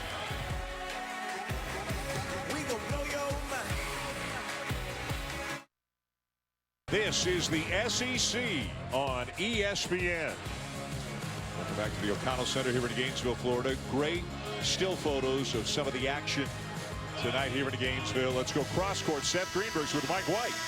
Coach, 3 4-minute games left. What are you trying to get done in this next 4 minutes? We got to get some stops without fouling, Coach. We can't let Malik Monk just get going. I mean, he's unbelievable with his ability to reel off points in a hurry. Stops without fouling. Transition defense is huge. Blocking out, defending our glass. Great, thank you. Thank you. You know what, I think in the spirit of the intensity of the game, I think Seth should take off his jacket and throw it down, too, before he does the interview. Please, no. Egbunu at the line for the Gators. Florida is shooting close to 70% in this second half. And if Kentucky wants to get a win on the road and make a comeback, they got to do it first defensively. We just got a nice shot from up in the corner of the building at the newly remodeled O'Connell Center. Florida spent the first couple of months of the season on the road. They're only playing 10 home games this year, 9 in conference, 1 out of conference. I mean, a total renovation of the interior of this building. And I think you and I both walked in here today, saw it new for the first time, and said, man, they did a great job on this place. It's beautiful. Yeah. I mean, it appears bigger, but it's still got an intimate setting, and it's still ear-splitting loud. Yes. One of the arenas where the student section is right behind us, and the Reptiles are rowdy tonight. Tough one by Monk. Great job by Casey Hill defensively, negotiating that screen and getting right to Malik Monk. And another foul in transition. Number 3 on Monk will send Allen to the line. It's that time of the college basketball season. A rivalry week starts Monday on ESPN. An ACC Big 12 doubleheader. First to the ACC, Louisville. They're going to move up in the rankings with some teams ahead of them losing over the weekend. They'll take on Virginia and then Kansas. One of the teams ahead of Louisville in the rankings that lost today. They will be in Manhattan to take on Kansas State. Big Monday presented by eBay on ESPN. Where are you on Louisville right now and the job that they've done with Snyder and Hicks both having been injured? It's remarkable, really, for a team that we said, hey, they can really guard, but sometimes they're offensively challenged. And they're hanging 90 on just about everybody they play without Quentin Snyder and Tony Hicks. It's been great. And, you know, the play of Donovan Mitchell has been spectacular. He's an outstanding player. But then they're going against Virginia, which is so difficult to play against. Remember, I wondered, you know, why teams don't try to force Fox to go right more. Yeah, that doesn't work. Well, you just have to you have to be a little more connected on guarding that ball screen. But yeah, that's exactly like he's a big time player. Yeah, his speed, you know, with the ball in his hands, he's done a really good job in this game. Has been matched only by the great play on the opposite end of Casey Hill. And Casey Hill has been terrific in this game. 4th foul on Kavarius Hayes. He goes back to the bench. Guy with the ball, Hill, maybe the best player in the game tonight. We'll see if Florida's going to continue to go with that side ball screen up top. They got to switch now. Adebayo on Hill. And that means Fox is on Egbunu. Now they switch back. Egbunu's done a good job when doubles have come his way. Well, he was a little out of control on that move, but Adebayo fouled him his 3rd. Yeah, Adebayo really bailed him out. For a guy of Adebayo's size, I don't think you want him reaching down to get the ball. You know, go up, try to block or challenge a shot. Make Egbunu make a tough shot when he's spinning on you. That was a clear foul, and there's no reason. Anytime you're going to go after the ball, you want to try to go after it with both hands on a big guy and try to take it from him rather than knock it away like that. Egbunu, a redshirt junior from Nigeria by way of South Florida, University of South Florida. Chioza back into the game for Hester. Well, an example of a team. It's really a luxury at the high major level in college basketball to have 2 quality, experienced point guards like Florida does in Hill and Chioza. No question. And neither one of them are big-time offensive players. But they've done a really good job defensively. Right there, Chioza picking up a foul, just had his hands on De'Aaron Fox. Referees are maybe things are getting a little chippy. They're talking to the players instead of just reporting the foul. Which went on Chioza. And the next Florida foul will put Kentucky at the line. Florida's already in the double bonus with better than 10 minutes to go. And Florida needs to be careful here because they can pick up a cheap one. Once the referees start telling you not to chirp, they're looking to blow a whistle. They're just looking to blow a whistle, and that's exactly what happened. They don't have to call it technical. They just keep whistling you with fouls. Say, you want to keep talking?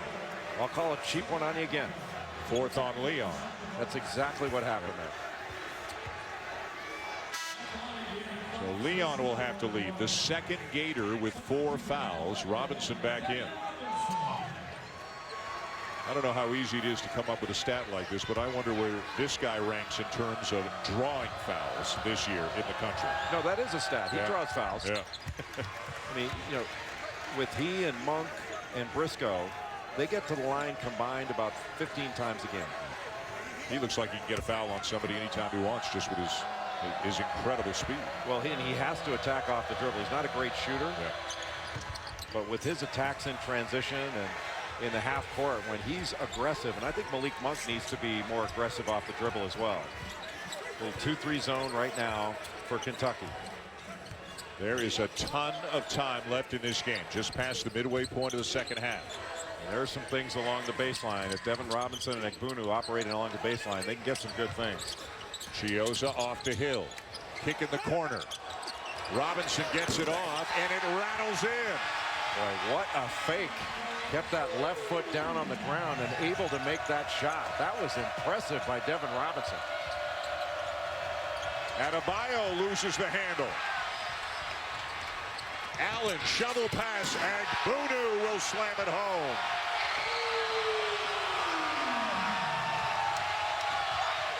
Who's the great transition team?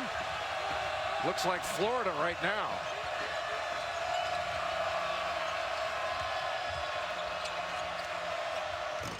Adebayo working hard, can't finish. Good defense by Egbunu. And that's 2 in a row by Egbunu. And they beat him down the floor again. This is a tail kicking right now.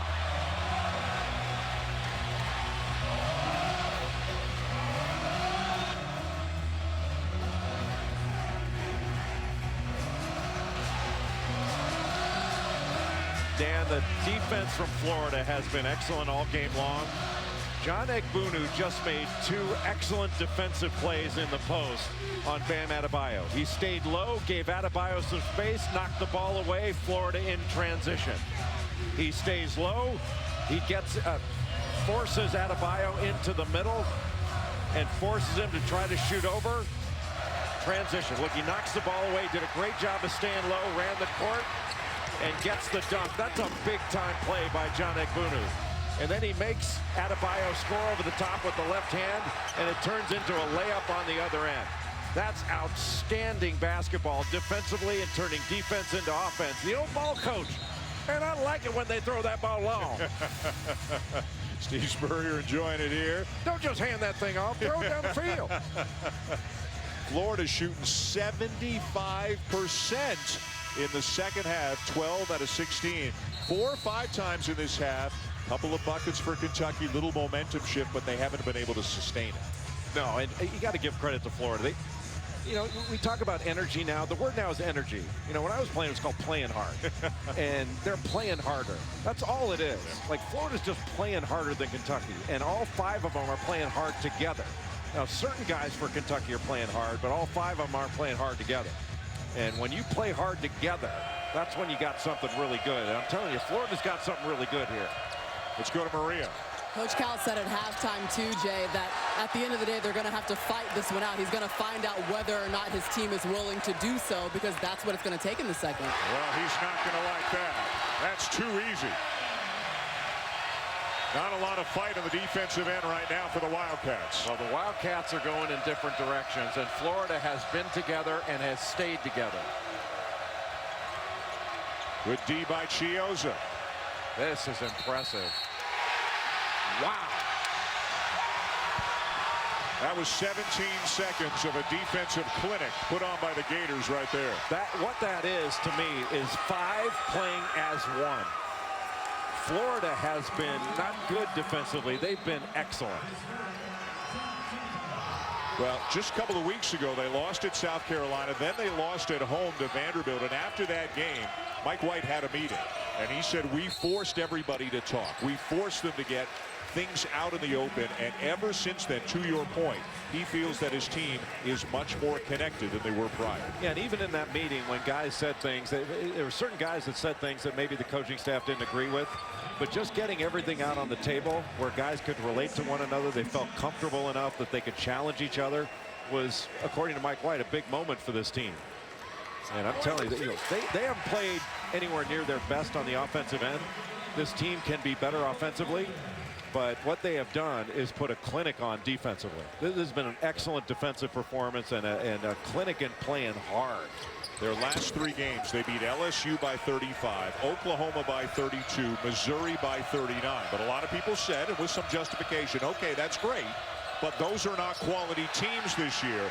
Let's see what they do against Kentucky. This game Gator fans came into it saying, okay, if this team is as good as they hope they are, tonight is the night to prove it. And they're proving it. You talked about a signature win, getting a big win over a top-ranked opponent. I mean, to this point, it doesn't look like a win. It looks like a tail-kicking win. And what do we have already today? 2 has lost, 3, 5, 7, and 9. So if Kentucky loses this game, 6 of the top 10 will have lost today or tonight. Well, you can understand a lot of that when it happens on the road. You had some good teams losing at home today, which is really kind of surprising. Walk. Oh, offensive foul. Using the left arm to create a little bit of space. We'll have a timeout with 7:52 to go. Gators by 20. ESPN's exclusive presentation of college basketball is presented by AT&T.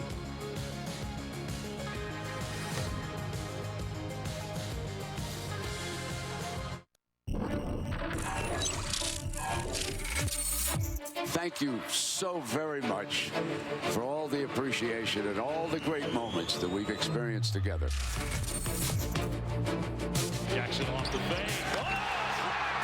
Kansas just keeps on rolling. The undefeated Gonzaga Bulldogs, 23 wins in a row. Duke's link to winning is returning. Coach K will be back when Duke takes on Pittsburgh. So that's the week that was in college basketball. But what about the day that was with Kansas, Baylor, West Virginia, Arizona all losing? Kansas, Baylor, and West Virginia all losing at home. Also, Virginia was beat by Syracuse. Look out. Here come the Orange. They're playing much better right now. Gonzaga still #1, still undefeated. They are just underway over on ESPN2 against Santa Clara. And a reminder, a week from tonight, game day will be in Moraga, California, the home of the St. Mary's Gales. St. Mary's and Gonzaga, the top 2 teams in the West Coast Conference.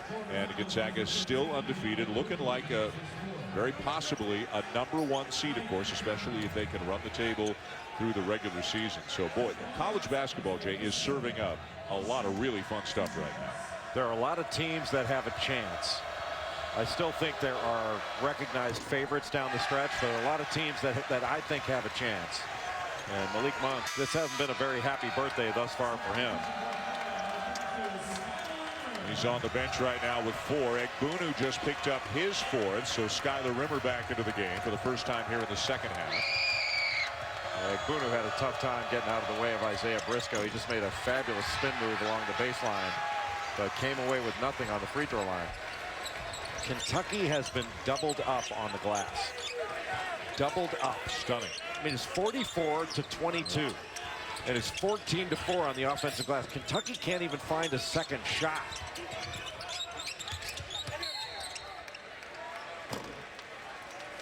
Barry is fouled. Looked like Ty Wynyard. And there's no reason for Wynyard to foul there. Barry was dribbling toward the scorer's table. And that's exactly what you want him to do. You walled off and kept him from going to the basket. And then you foul him and put a big-time free throw shooter on the line. Guy who's made 29 in a row. And again, with his dad, the Hall of Famer, looking on. The underhand technique works again. 30 in a row for Barry. We tried to teach that to Seth Greenberg the other night before the Florida-Missouri game. And it was an unmitigated disaster.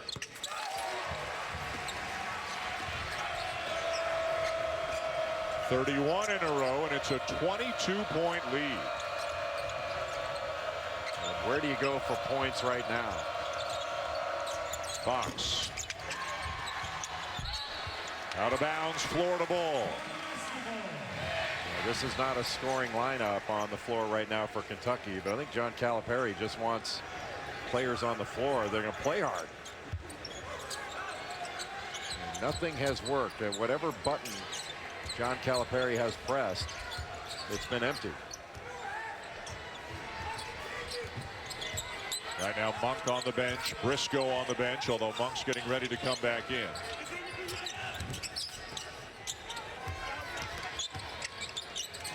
Good pass.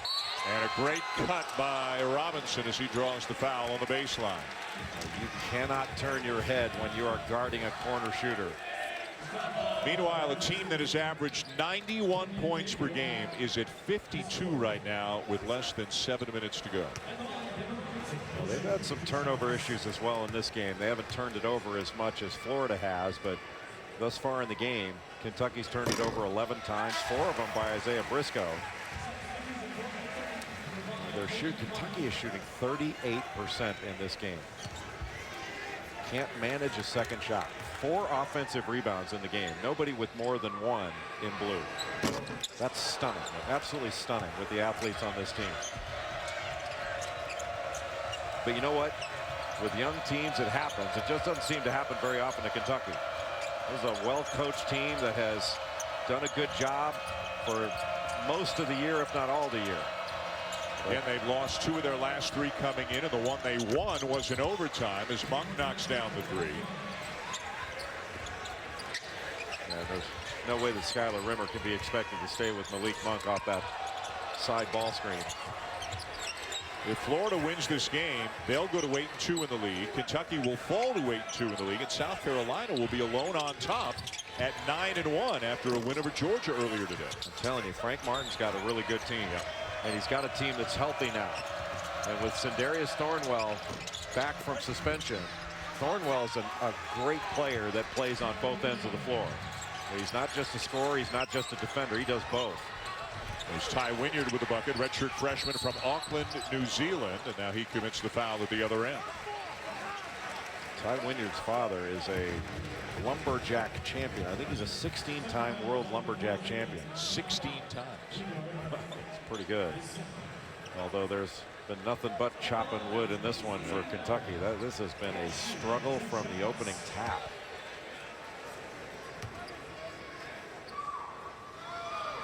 And Hill having a terrific night. 3rd career 20-point game, his 2nd this season. Also has 5 rebounds, 3 assists. And that's with foul trouble in the first half. He only played 8 minutes in the first half. And he had 8 points, 5 rebounds, and 2 assists in the first half. And he had 21 earlier this season against Florida State. But I don't think he played better than he did in this one. And Casey Hill has been terrific in this game. Just terrific. Boy, it's a good year for point guards all around the country, isn't it? It really is. Hawkins stumbles. And a 3-second violation. You don't see that kind of 3-second call very often. Well, Kentucky can't get anything going. This has been a disaster. It's one of these things where the nightmare continues. I'm not sure what you say after a game like this other than shower up, let's get on the plane, we'll figure this out when we get back. Well, those looks say it all. Gabriel and Briscoe looking on from the bench. Hill, nice pass. Rimmer will finish.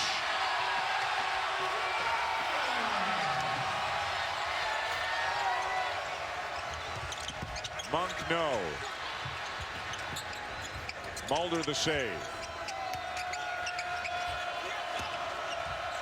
Mulder the 3, got it. Well, he can really shoot it. Michael Mulder can stretch a defense. Coming into this ball game, I mean, most of his damage is done from 3-point range. But getting him back and healthy, he's going to have an opportunity to help this team before the season's over. Michael Smith and Jamel Hill are on the new 6 o'clock Sports Center on ESPN. They're bringing their own brand of style and personality to the show with sports, music, movies, and more. The 6 starts Monday. Also available streaming live on the ESPN app and watch ESPN. If you had to pick one player who has risen above all others in tonight's game, this would be a good place to start. We go from Jamel Hill to Casey Hill, and Casey Hill has been the star of this ball game. You know, his mindset is great. It has only been about winning, about playing great defense and leading. We've talked about his elite speed and quickness and how disruptive he can be defensively. He has been hardened by criticism over his career, but has blocked out all the noise this year. And he certainly blocked out the noise in this game. And he has been absolutely spectacular in limited minutes. 8 minutes in the first half. And 8 points, 5 rebounds, 2 assists in those 8 minutes, and he's carried it forward in the second half to stake Florida out to this 18-point lead. So he's at 22 minutes right now, 20 points, 5 rebounds, 4 assists. Chiozza has played 24 minutes. He's only got 2 points, but he has 9 assists and 7 rebounds in the game. So the 2 point guards, who they played together some, but they've combined for 22 points, 13 assists, and 12 rebounds. Really a terrific performance by this entire Florida team.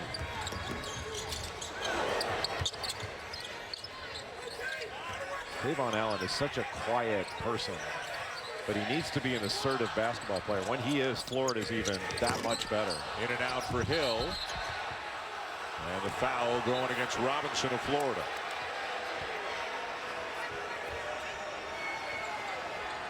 Double bonus both ways, and Kentucky will shoot a couple with 4:24 to go.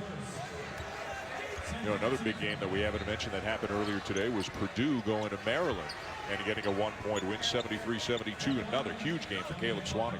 Caleb Swanigan is right there with Josh Hart, I think, for National Player of the Year. Frank Mason III. You know, Frank Mason III of Kansas, even though Kansas lost to Iowa State, he had 32 points today. I mean, what guard? We've been talking about Casey Hill has been great today. What guard's been better than Frank Mason III all year long? He's been a stud from the moment the season began. A stud. Yeah.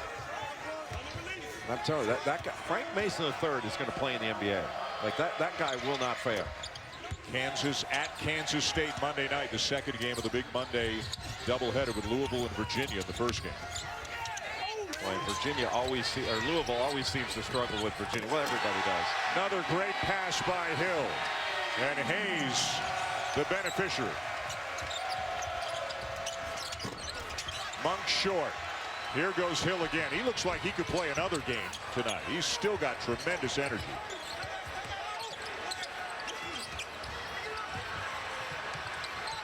Ball still loose. Chiozza's got it. Only one guy was on the floor, and it was Casey Hill. Everybody else in blue was bending over at the waist.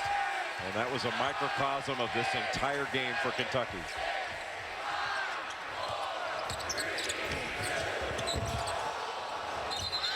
And Chiozza was out of bounds. Or was he? No, it's going to go to Florida. It was Adebayo who was out of bounds. It'll be Florida ball when we come back. Florida was looking for a signature win. And if they hang on, this is about as big and bold a signature as was on the Declaration of Independence. Florida, it has been all Gators, and they have been chomping everything in their sights.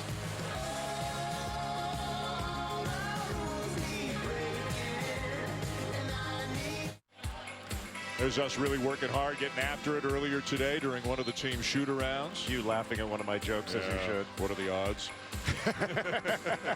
Maria there pretending to laugh at one of your jokes. Mike White pretending to laugh at one of your jokes. It's a little more serious in the evening when we put on the headsets, when we strap them on for a night's work here at the O-Dome. Great atmosphere today. It had been great. Yeah. We talked about Casey Hill, but Devin Robinson's had a terrific ball game in this one as well. 16 points, 9 rebounds. He's 5 of 7 from the field. And he's done a really good job defensively. And that's an area where I think you could say he might have been at times, I don't want to say a liability, but defense wasn't his forte. And he's really improved his defense. And he's become a reliable defender right now for Mike White. Rivalry week starts Monday on ESPN. 7 o'clock Eastern time. ACC matchup, Louisville and Virginia. Then into the Big 12 at 9 Eastern for Kansas and K-State. Big Monday presented by eBay right here on ESPN. Barry with the shot clock running down, finds a seam. Get on the high side of Canyon Barry, and he makes really good reads. His mother must have been a really smart player. By the way, also a 4.0 GPA as a physics major at Charleston, and now as a grad student at Florida studying nuclear engineering. Him too? You two share some ideas before the game? What a coincidence. Yeah, we were talking about the Heisenberg uncertainty principle yesterday. It was really interesting. Of course. Also a state champ in high school at tennis, played football as well, so really nothing going for him. Yeah, he's the type of athlete that, you know, back when we were kids, athlete meant you could do a lot of different things. Now it means you can run and jump. Now the epitome of a student athlete, excelling on both sides of the ledger. And taking after dad, doing it with a lot of success at the line.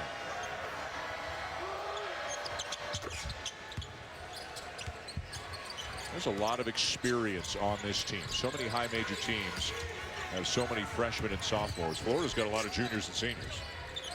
Yeah, and experienced talent oftentimes will win over super talent that is inexperienced. And that's what, you know, Dan, that's what's made Kentucky's run under John Calipari since 2009-2010 so incredibly impressive, is that he's won at that level with so many first-year players, and he's got to sort of reteach a team every year, a brand new team. And you know, a lot of coaches complain about, oh, we're so inexperienced, we don't play. He's inexperienced every year, and he teaches his way through it. Now, they're going to hand it to him here, but this has not been the norm. For most young teams, this would be the norm. This has not been the norm for Kentucky. It's been the anomaly. 4 Final Fours, 1 national championship in 7 years at the helm of the Wildcats. It's really remarkable with the amount of young players he's had. And 2 years ago, that was one of the great teams that I can remember in my time doing this. 38-0 before they lost to Wisconsin in the national semifinal. You see Briscoe, Monk, Fox, and Adebayo on the bench, and it looks like they may be done for the night with just 2.5 to go, and the matter seemingly in hand in favor of the Gators. Not the way that the Kentucky team hoped tonight would go or end. Some long faces on that Wildcats bench. This is going to be their 3rd loss in their last 4 games. Well, you got to give a lot of credit to Mike White, how he prepared his basketball team. Yeah, I thought Kavarius Hayes, that was a good rebound. Yeah, I agree. That wasn't an over the back. That's what Mike White said. That's a tough call. I think Hayes fouled out on that one too. Look, there's going to be some contact and rebounding, but that was not a bad rebound. That was a good rebound. But Mike White prepared this team extraordinarily well. They were ready for a bare knuckle brawl in this one, and they established, instead of establishing a rhythm on offense, they established their rhythm on defense, and that was impressive to watch.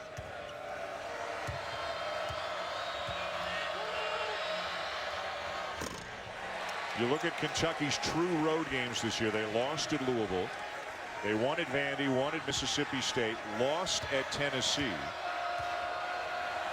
And now on their way to a loss here tonight. You know, a lot of the big-time teams play home games and neutral site games in November, December. Some of them don't play road games, true road games, until the beginning of January. Let's take a look at Joe Lunardi's bracketology. This is coming into the day today. And, of course, so many of these teams lost today. Kansas lost. Baylor lost. Arizona lost. Kentucky on its way to a loss. Well, Kentucky's going to move out of there. They're not going to be a 2 seed if this continues. They have not played well over the last 5 or 6 games. The team that I see moving up and could wind up getting in the #1 seed territory by the end of the season is North Carolina. I think North Carolina is still one of the top 5 teams in the country, top 4 teams in the country. You know, I see perhaps Baylor dropping out of that #1 seed territory. Gonzaga's going to get one. Like, Gonzaga's a #1 seed. That's almost over now. Gonzaga's playing Santa Clara on ESPN2 right now, up 5 in the first half. Notre Dame will play, or North Carolina rather, will play Notre Dame tomorrow afternoon, 1 o'clock Eastern time on ESPN News, the game that was rescheduled from today because of the water crisis in Chapel Hill. Louisville's got a claim when we wake up tomorrow morning. If we've got an email in our inbox from Dr. Lunardi, Louisville's got a claim at a #1 seed right now. They do now, but long term, I see more North Carolina being the team that winds up with. I mean, there's a long way to go. Yeah. We always say if the tournament started today, and it doesn't, but it's always fun to talk about. Inside 2 minutes. Hawkins has it taken away by Chiozza. Just typical of this game. Chiozza limping up the floor after making another great defensive play. You know, really, Kentucky's been dominated in this game by Florida's defense and dominated on the glass. And Florida has moved the ball beautifully, too. Everybody's getting a touch. Well, I think Kentucky's kind of out of gas in this one right now. Yeah, this thing was decided 5 minutes ago. Chiozza just pulled down his 8th rebound to go with 10 assists. He's only got 2 points. We mentioned had a triple-double against Missouri earlier this week, the first by a Gator since Nick Calathis had a couple back in 2009. And how about when you asked Mike White today, did you know that Chiozza had a triple-double chance? And he said, no, I was alerted to that by Chris Chiozza. Yes. He said, put me back in. I'm going to get a triple-double. He made me aware. Numbers for Kentucky. Hawkins misses the 3. Chiozza another rebound, his 9th. What a confidence builder this has to be. When you're trying to build a program up into national prominence, this is a confidence builder, not only for Mike White, but for his team and for their belief in what he's trying to do here. Tuesday night, they'll be in Athens. They'll take on Georgia on ESPN2. And that is going to be a tough game because Yante Mate and J.J. Frazier are really good players. Oh! Egbunu with the exclamation point. I can't remember seeing Kentucky get beat like this. Give Florida a ton of credit. Their defense was a joy to watch. Mulder will lay it in, and now the Gators will run out the final seconds and enjoy the fruits of their labor with a dominant performance against the Wildcats.